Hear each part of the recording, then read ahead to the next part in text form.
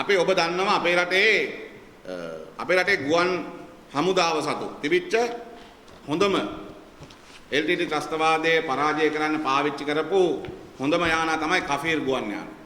හැබැයි අපි මේ කෆීර් යාන අරන් තිබුණේ මෙහින් නෙමෙයි. අපි මේ කෆීර් යාන අරන් තිබුණේ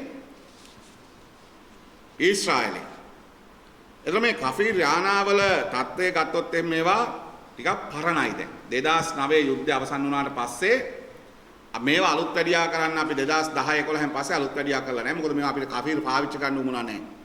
සාමාන්‍ය කෆීර් යානයක් පදින්න පැයක් දුවන්න තෙල් ලීටර් 4000ක් විතර ඕනේ. ඔබ ආයෙත් කෆීර් එක මෙහෙන් උස්සනකොට සද්දය එනවා ගහලා එනකොට තමයි ආපහු ගහලා ගියා කියලා දන්නේ. ඒ තරම් මේ වේගෙන් යනවා එනවා. ඉතින් අපිට තිබුණා දැන් කෆීර් යාන පහක් අලුත් වැඩියා කරන ටෙන්ඩර් එකක් දානවා පහුගිය අවුරුද්දේ. පහුගිය අවුරුද්දේ දාලා මේ ටෙන්ඩර් එක පහුගිය දෙසැම්බර් මාසෙත් දාලා පළවෙනි පේමන්ට් එකකුත් කරනවා මේකට. අපිට තියෙන ප්‍රශ්නේ මේක. මේ කෆීර් යාන 1979 එකක්. එකක් තියෙන 1979. අනිත් එක තියෙන 1980. අනිත් එක තියෙන 82. අනිත් එක තියෙනවා 82 දෙකක් තියෙනවා. අනිත් එක 84. ඒ කියන්නේ 79 SFM 718, SFM 717 80, 1982 SFM 714, SFM 726 ඒකත් 82, SFM 725 1984. ඔබ කල්පනා කරලා බලන්න දැන් අවුරුදු 30ක් 35කට වැඩි පරණයි. පහුගිය කාලේ මේව අලුත් වැඩියා කරන්න කෑලි ගේන්න හදනකොට ඊශ්‍රායලෙන් දැනුම් දුන්නා ඒ කම්පැනි වහලා තියෙන්නේ කියලා. ඒක දැන් මේ යානා නැවත අලුත් වැඩියා කරලා අපේ ගුවන් සේවාවට එහෙම අපේ ගුවන් හමුදාව සතුව තියෙන එක හොඳයි. අපේ හමුදාවේ ශක්තියට හොඳයි. හැබැයි අපිට තියෙන ප්‍රශ්නයක් මේ වෙලාවේ මේ ගුවන් යානා මේ කෆීර් යානා පහ අලුත් වැඩියා කරන්න කෑලි ගේන්න යනකොට කෑලි ගන්න සමාගම් වහලා. ඊට පස්සේ ටෙන්ඩර් එකක් දානවා මේ බඩු ටික ගත්ත මේ ඊශ්‍රායලයේම තම සමාගම මේ ගනුදෙනුවට සම්බන්ධ වෙනවා. මේ ගනුදෙනුවට සම්බන්ධ වෙලා මේ ගනුදෙනුව සඳහා යන වියදම් පිළිබඳව කතා බහක් එනවා. එතන මේ ගනුදෙනුව සඳහා යන වියදම ගත්තාම සාමාන්‍ය මේ කෆීර් යානා එකක් අලුත් වැඩියා කරන්න යන වියදමයි මේ ඔක්කොම ගත්තාම මේ කෆීර් යානා ගලවලා ඒ වගේ කෑලි රිපෙයාර් කරන්න, සර්විස් කරන්න ආපහු ඊශ්‍රායලට යවන්න ඕනේ. එතකොට මේ අලුත් වැඩියා කරන්න දාන ටෙන්ඩර් එකේ මේ සර්විස් කරන්න යන වියදම නැහැ. එතකොට දැන් වැඩ දෙකක් තියෙනවා. මොකද්ද? එකක් අලුත් වැඩියා කරන වැඩේ කරනවා. අලුත් වැඩියා කරන්න ගැලෙව්වට පස්සේ අපි ලංකාවේ ගුවන් හමුදාව මේවා කොහේ හරි රටකට යවලා එතනින් සර්විස් කරගෙන ගේන්න ඕනේ. ඒකේ කෑලි ටික අමුණන්න කලින්. දැන් මේ යානා පහ අලුත් වැඩියා කරලා කෑලි ටික ගලවලා ඒකට අමතර කොටස් ටික මොනවා හරි එකතු කරලා සර්විස් කරලා දාන ඩොලර් මිලියන 122ක් යනවා. ඔබ කල්පනා කරලා බලන්න. හැබැයි මේ ඩොලර් මිලියන 122ක් දීලා හදන්නේ 1979 80 82 යානා. අපි කියන්නේ මේට වඩා හොඳයි ගුවන් හමුදාවට කෆීර් යානා 3ක් විතර සල්ලි දීලා ගත්තා. සල්ලි දීලා ගත්තා නම් 3ක් විතර ගත්තා නම් හොඳයි. ඊටු පහම විකුණලා තවත් එකකට හරි දෙකකට හරි කොහාට ගන්න තැනකට දෙන්න පුළුවන් නම් දීලා මේ සල්ලි ටිකෙන් අලුත් 3ක් අරගෙන අර පහම දීලා තව දෙකක් විතර ගත්තා නම් 5ක් අපිට ආපහු තියෙනවා. දැන් අපිට ආපහු තියෙන්න යන්නේ පරණම 5ක්. ෂුවර් නෑ මේවා ආපහු. ඇයි? දැන් මේකේ වැඩේ තියෙන්නේ මේ බිස්නස් එකක් මේ වෙන්නේ. දැන් මේ ඩොලර් මිලියන 52ක් දීලා අලුත් වැඩියා කරන වැඩේට අවුරුදු 4කින් තමයි මේක ගෙවන්න කියන්නේ ඔක්කොම ටික. මේ වෙන ඩොලර් මිලියන 7යි ගාණක් ගෙවලා තියෙන්නේ. දැන් ඊශ්‍රායලෙන් 6 දෙනෙක් ඇවිල්ලා ඉන්නවා. මේ 6 දෙනා දැන් එන 3 දෙනෙක් එනවා වැඩ කරනවා. ඒ 3 දෙනා යනකොට තව 3 දෙනෙක් එනවා වැඩ කරනවා. දැන් අලුත් වැඩියා. හැබැයි ගුවන් හමුදාවේ 150ක් විතර ඉංජිනේරුවෝ මේකත් එක්ක වැඩ. දැන් රිපෙයාර් කරන්න ගෑරේජ් එකකට වාහනය ගිහිල්ලා දැම්ම නම් අයිතිකාරයා ටයර් ගලවන්න යන්න ඕනද? අයිතිකාරයා නට් බුරුල් කරන්න යන්න ඕනද? ඔයිල් පිහින්න නැහැනේ. දැන් මේ වැඩේ තියෙන්නේ ඊශ්‍රායලෙන් 3 දෙනෙක් එනවා. ඒගොල්ලොත් එක්ක අපේ ඉංජිනේරුවෝ 150ක් විතර වැඩ කරනවා. ඒතකොට ලේබර් එකේ charge එක කවුද කරන්නේ? එහෙනම් ඒක අඩු කරන්න බෑ කොන්ත්‍රාත් එකේ. එහෙම නැත්නම් මේක කාගේ හරි සාක්කුවට යන්න ඕන. මෙතන ප්‍රශ්නයක් තියෙනවා. ඒ නිසා අපි කියන්නේ මේ ගනුදෙනුවම බරපතල ප්‍රශ්නයක් ඉදිරි කරලා තියෙනවා. එක යුද හමුදාවල විශේෂඥ ආරක්ෂක ලේකම් හිටපු හමුදාපති කෙනෙක්. ජනාධිපති හිටපු ආරක්ෂක ලේකම් කෙනෙක්. එතකොට දැන් ගුවන් හමුදාව, නාවික හමුදාව, ත්‍රිවිධ හමුදාව මේ හමුදාවේ හිටපු යුද්ධෙත් එක්ක හිටපු නිලධාරීන් තමයි මේ උසස් තනතුරු වල ඉන්නවා කියලා අපි විශ්වාස කරනවා. එතකොට ඒ අය මේ වගේ අවශ්‍යතාවය සහ මේ වගේ වගකීම දරන්න ඕන. ඒ නිසා යුද හමුදාවක් සතුව තිබෙන යානා සහ ඒ අවශ්‍ය උපකරණ ඒවත් එක තමයි හමුදාවේ ශක්තිය සහ ගෞරවය පේන්නේ. හැබැයි මේකෙන් ලෝකෙම දැනගන්නවා අපි කෆීර් එකනොත් හොරා ගන්න මේ හදන්නේ කියලා. අපි කියන්නේ අපේ ගුවන් හමුදාව ශක්තිමත් කරන්න කෆීර් යානා ඕනයින් මේ කෆීර් යානා 5 හදන්න වියදම් කරන සල්ලි වලින් යානා 3ක් විතර අරගෙන අපිට තියෙන 5ම පහට අර විකුණලා තව 2ක් විතර අරගත්තා නම් කෆීර් යානා 5ක් අපිට තියෙන 4ක් ගත්තා කියමුකෝ අපි. පරණ 5ක් තියන් ඉන්නවට වඩා අලුත් 4ක් තියන් ඉන්න අපිට හොඳයිනේ. මේක නොතේරෙනව නෙමෙයි ගමුන් හමුදාපතිතුමාට. මේක නොතේරෙනව නෙමෙයි හිටපු ආරක්ෂක ලේකම්තුමාට. මේක නොතේරෙනව නෙමෙයි වර්තමාන ආරක්ෂක ලේකම්තුමාට. මේක නොතේරෙනව නෙමෙයි ජනාධිපතිතුමාට. මං කියන්නේ මේගොල්ලෝ ඔක්කොම මේක දන්නවනේ.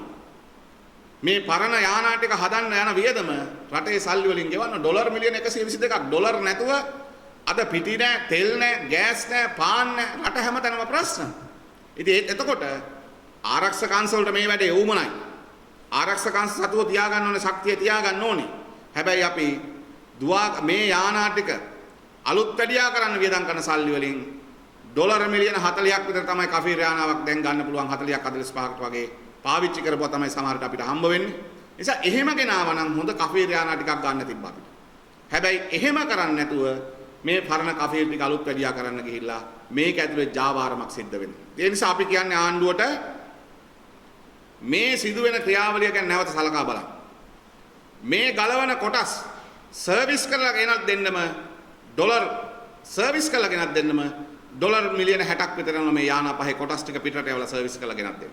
එක කෆීර් යානාවකට සාමාන්‍ය එක කෆීර් යානාවකට සාමාන්‍ය වියදම් වෙන මුදල් ගත්තොත් එහෙම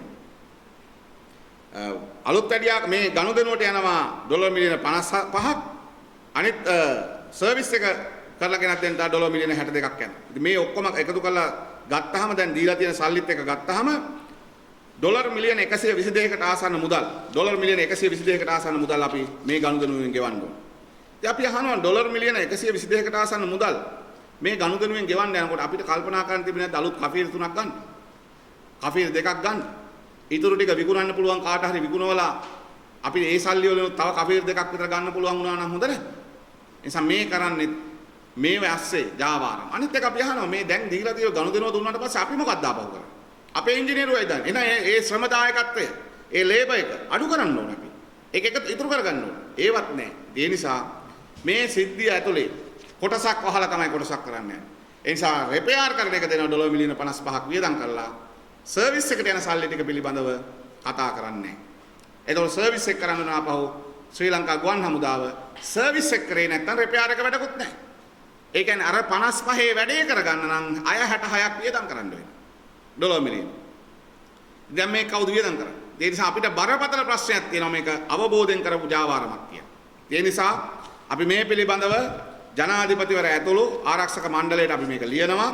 ඒ වගේම අපි කියනවා මේක නැවත සලකා බලන්න මේ කරලා තියෙන වංචාවක්. ඒ නිසා මේ අපේ රටේ ගුවන් හමුදාව ශක්තිමත් කරන්න කරපු වැඩකට වඩා මේක පිටිපස්සේ ඉන්න අය ශක්තිමත් වෙන්න ගහපු ගේම් එකක් කියන එක තමයි අපි හිතන්නේ. ගුවන් හමුදාව ශක්තිමත් වෙන්න නම් අපි විශ්වාස කරනවා කෆීර් යානා 3-4ක් අලුතෙන් ගන්න තිබිච්ච වැඩක් අපි අත්හැරලා මේ පරණ 1979 තිබිච්ච කෆීර් ටිකක් අලුත් වැඩියා කරන්න හදන වැඩේ කාර්යක්ෂමතාවය මොකක්ද කියලා කල්පනා කරලා බලන්න කියන කාර්යයක් අපි ආණ්ඩුවට කරන. ඒ නිසා මේක විතරක් නෙමෙයි ඊට පස්සේ තව විවිධ වැඩ කරන්න ගිහිල්ලා ඒවා විවිධ පුවත්පත් වලට වාර්තා වුණාට පස්සේ සමහර මිල කැඳවීම් ඒවා නවත්තන්න පටන් ගත්තා. හැබැයි අපි කියන්නේ මේක අවසන් වෙනකොට අපි ඩොලර් මිලියන 122කට වැඩි ප්‍රමාණයක් වියදම් කරන්න වෙනවා. ඒ ඩොලර් මිලියන 120කට ආසන්න 112කට ආසන්න ප්‍රමාණයක් වියදම් කරන්න වෙනවා.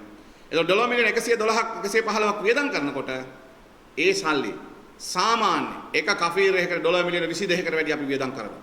ඒ අලුත් එකක් 45කට ගත්තා. එතකොට දෙකමාරක් ගන්න පුළුවන් සල්ලි අපි වියදම් කරනවා. තියෙන පරණ තුනක් විකුණලා එකමාරක් ගත්තත් හතරක් අපිට ගන්න පුළුවන්. ඒ කියන්නේ අලුත් කෆීර් යානා හතරක් විතර අපේ සන්තකයට අපේ බලයනියට එකතු කරගන්න තිබුණා. අපේ ගුවන් හමුදාවේ කෆීර් යානා බලයනියට එකතු කරගන්න පුළුවන්කම තියෙද්දී අපි ඒක අතහැරලා මේ වැඩේ කරන්නේ කාගේ සාක්කුව පුරවන්නද කියන කාරණේ අපි ප්‍රශ්න කරමු. ඒ නිසා මේ විදිහට රට හැමතැනම මේ ජාවාරම් කරනවා. අපිට තියෙන බරපතලම ප්‍රශ්නේ දැන් ඔබ අපි දැක්ක බහුගේ දවස්වල මේ ආණ්ඩුව මේ කරන වැඩේ. රටේ සල්ලි නැහැ කියන. මිනිස්සුන්ට බඩු මිල වැඩි වෙලා දරා ගන්න බැරි වෙලා තියෙනවා. එහෙම තියෙද්දී අධිභාරය කියලා එකක් ගහන්න නැතුව. මොකද සාමාන්‍ය මේ කරන්නේ ආණ්ඩුව භාණ්ඩාගාරට සල්ලි නැති වුණාම විවිධ බදු ගහනවා. ඉතින් මේ විවිධ බදු වර්ග දැනටත් තියෙනවා. බැංකු වල තියෙන 64ක විතර බද්දක්, සමාගම් වල තියෙන 128ක විතර බද්දක්, පුද්ගලයන්ට තියෙන 114ක විතර බද්දක්, සේවක අරමුදල් වලින් සේවක අර්ථසාධක අරමුදල 114ක බදු ගෙවනවා. 2020 මිලියන 35000ක් බදු ගෙවුවා. එතකොට සේවක අර්ථසාධක අරමුදල ලබන ලාභයට, එහෙම නැත්නම් සමාගමක් ලබන ලාභයට තමයි බදු අය කරගන්න හදන්නේ. එතකොට රටේ සල්ලි නැතුව මේ ආයතන අඩපණ කරමින් ඒ වගේ තියෙන සල්ලි ටික අදින්න පනතක් ගෙනාව. ඒක තමයි අධිභාර බදු පනත. සාමාන්‍ය බිස්නස් එකක් කරලා ලබන ලාභයෙන් බද්දක් ගෙවනවා සමාගම. ඒක කරන්න ඕනේ. රටට බදු ගෙවන්න ඕනේ. ඒක හරි. හැබැයි දැන් මේ කරන්නේ මොකද්ද? ඒ බදු ගෙවීමට අමතරව ඉතුරු එකනොත් 125ක් ගන්න. ඊට පස්සේ සේවකයන්ට බෝනස් බෙදා ගන්න තියෙනව නැති වෙනවා. සේවකයන්ගේ පඩි වැඩි කිරීම පිළිබඳ ප්‍රශ්නයක් මතුවෙනවා. සේවකයන්ගේ උසස් වීම ලබා දීමේ දෙන දීමනා පිළිබඳ ප්‍රශ්න මතුවෙනවා. නැවත ව්‍යාපාරය පුළුල් කරන්න ආයෝජන වැඩි කරන්න යන එක නවතිනවා. රැකියා අවස්ථා හිමි වෙනවා. එක පැත්තකින් සල්ලි නැතුව මේ වැඩේ කරද්දී අනිත් පැත්තෙන් ඩොලර් නැතුව එහෙන් අධිවේගී ගහිල්ලක් ගහන්න යන රුපියල් කෝටි 16400ක මෙහින් රුපියල් මිලියන 9000කට වැඩි මුදල් වියදම් කරලා රුපියල් මිලියන 10000කටත් වැඩි මේ තියෙන තත්ත්වය අනුව ගත්තාම කෆීර් යාන අලුත් වැඩියා කරන්න හදන ගනුදෙනු හරහා එහෙනුත් ජාවාරමක් කරනවා. අනිත් පැත්තෙන් රටට සල්ලි ලැබෙන තියෙන වාහන ගෙන්වීමේදී අය කරගන්න තියෙන බදු අය කරගන්න එක නවත්තලා කෑලි පන්නලා ගෙනල්ලා රෝල්ස් රොයිස් ලැම්බෝගිනි වගේ වාහන අමතර කොටස් ලෙස විකුණන්න හදන ජාවාරමක් කරහා රටට ලැබෙන තියෙන බදු ටිකක් නැති කරනවා. ඒ නිසා ආණ්ඩුව මේ කරන ජාවාරම් කොල්ල කෑම් මේ රටේ මහ ජනතාවටයි අදාළ. මහ ජනතාවටයි මේක බලපාන්නේ. අපි ආණ්ඩුවට කියනවා මේ හොරකම් වංචා දූෂණ මිනිස්සු නෑසූකම් බලන් ඉන්නේ නැහැ. දැන් අපිට මේවට අදාළ තොරතුරු ලැබිලා තියෙන අතිතරමට. අපි මේවා නීතිමය ක්‍රියාමාර්ග ගන්න අපි කටයුතු කරනවා. ඒ වගේම අපි ආණ්ඩුවට කියනවා මේ ජාවාරම් වහම නවත්තන්න. ඒ නිසා මේ රඹුක්කන සිට ගලගෙදර දක්වා මේ කිලෝමීටර් 20 හදන්න නැවත ටෙන්ඩර් කැඳවන්න. මුළු පාරම හදන්න යන සල්ලි වලින් කිලෝමීටර් 20ක් හදන්න යන මේ මුදලක් දෙන්න හදන්නේ මොකටද? දැන් අපිට තියෙනවා මිල ගණන් කැඳවපු මිල ගණන්. චීන සමාගම ඩොලර් මිලියන 1050යි බිලියන 210යි. ඒ නිසා දැන් අපි දන්නවා මේක කරගන්න පුළුවන් වටේ මොකද්ද කියලා. ඒ නිසා CANC ආයතනයේට හැකියාව තියෙනවා මේ කොන්ත්‍රාත් කරුවන් පිළිබඳ අධීක්ෂණය කරලා මේ මිල ගණන් පිළිබඳ අධීක්ෂණය කරලා තරඟකාරී මිල ගණන් කැඳවලා වඩා හොඳ තරඟකාරීත්වයෙන් යුතු සමාගමකට මේක ලබා දෙන්න පුළුවන්කම තියෙනවා. ඒක දේශීය සමාගමක් නම් අපි දේශීය සමාගම් වල හිමිකරුවන්ට කියනවා ඔබ මේ රටේ මහ ජනතාවට බරපතල මේ ජාවාරම් කරුවන්ගේ කොල්ලයන් වලට සම්බන්ධ වෙන්න එපා. ඔබ ඔබේ ව්‍යාපාරවල ගෞරවය ආරක්ෂා කරගන්න නම් මේ කොල්ල කෑම් වලින් ඔබ මිදෙන්න. ඒ කොල්ල කෑම් වල සහ ජාවාරම් කරුවන්ගෙන් ඔබ මිදෙන්න. මේ ඔබ කොල්ල කන්නේ රටේ සල්ලි දන් ඔබ සම්බන්ධ වෙනවා නම් මේ ආණ්ඩුවේ ජොන්සන් ප්‍රනාන්දුලා බැසිල් රාජපක්ෂලා ගෝඨාභය රාජපක්ෂලා එකතු වෙලා මේ කරන්න හදන ජාවාරමට ඔබත් වග කිය යුතුයි. ඒ නිසා අපි ඉල්ලන්නේ මේ ජාවාරම් කරුවන්ගෙන් නිදහස් වෙන්න ඔබ ඉදිකිරීම් ශේෂ්ත්‍රයේ සම්බන්ධ පුද්ගලයන් නම් ඔබ මේ තරඟකාරී මිල ගණන් කැඳවීම වලට ඔබ සම්බන්ධ වෙන්න. ඔබට ඒ හැකියාව තිබේ නම් ඔබ ඒ කටයුත්තට සම්බන්ධ වෙන්න. ඒ රටේ මිනිස්සුන්ට වටිනාකමක් තියෙයි, රටට සේවයක් තියෙයි. හැබැයි ලෝකේ පිළිගත් ටෙන්ඩර් පටිපාටියන් තියෙද්දි ඒවා උල්ලංඝනය කරලා තරඟකාරී මිල ඉදිරිපත් කරපු සමාගම් දෙකෙන් එකක් අයින් කරලා ඉතුරු එක තෝරා ගන්න ගියාට පස්සේ ඒකේ මිල 80%කින් විතර වැඩි නම් ඒක බරපතල ප්‍රශ්නයක්. ඒ නිසා ඒක හරිනම් අඩු වෙන්න ඕනේ 120කින් විදේශීය සමාගමකට වඩා. චීන සමාගම 210යි කියප 180කට විතර කරන්න පුළුවන් වෙනවා ලංකාවේ සමාගම් වල. හැබැයි අපි කියන්නේ දැන් වෙලා තියෙන්නේ මේක අනිත් පැත්ත නම් අපි ආණ්ඩුවට කියනවා වහාම මේක අහෝසි කරලා මේ මිල ගණන් නැවත කැඳවලා ඒ ටෙන්ඩර් පටිපාටි ලබා දෙන්න. මේ කෆීර් යාන අලුත් වැඩියා කිරීම පිළිබඳ නැවත හිතලා මේ සම්බන්ධ ගනුදෙනුවේදී රටට වෙන අලාභය නවත්තන්න කටයුතු කරන්න. ඒ නිසා මෙහෙම වැරදි තීරණ ගත්ත පුද්ගලයෝ ඉන්නවනම් මේ වැරදි තීරණ ගත්ත මේ අධිවේගී මාර්ග ව්‍යාපෘතියට කෆීර් යාන ව්‍යාපෘතියට මේ වාහන පාර්ට්ස් පන්නලා කොටස් හැටියට මේ සුපෝපභෝගී වාහන රට ඇතුළට ගෙනල්ලා විකුණන්න හදන ජාවාරම් කරුවන්ට සම්බන්ධ පුද්ගලයන්ට නීතිය ක්‍රියාත්මක කරන වහම මැදිහත් වෙන්න කියන බලපෑම අපි දූෂණ විරෝධී හඬ සංවිධාන ලෙස කරනවා. ඒ නිසා අපි ආණ්ඩුවට කියන්නේ අපි අවදියෙන් මේ රටේ මහජන මුදල් කොල්ල කෑම වලට විනාශයට දූෂණයට නාස්තියට එරෙහිව දූෂණ විරෝධී හඬ හැමදාම අවදියෙන් කියන කාරණේත් අපි ආණ්ඩුවට අවධාරණය කරලා කියනවා. You're watching the Life Traveller channel.